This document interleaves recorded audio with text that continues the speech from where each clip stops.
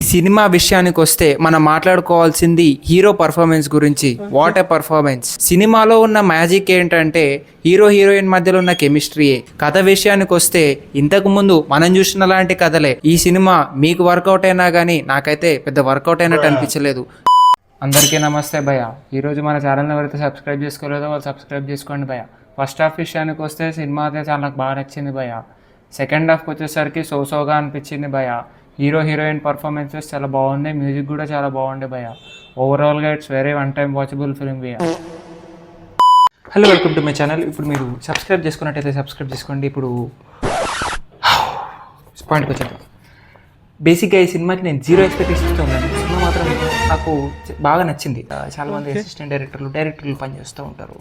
మనం $30 పెట్టుకొని సినిమా చూస్తాం. మనం నచ్చిందా లేదా అని, ఏరా నీకు నచ్చిందా సినిమా లేదా అంటే ఓకే, నాకైతే నచ్చింది.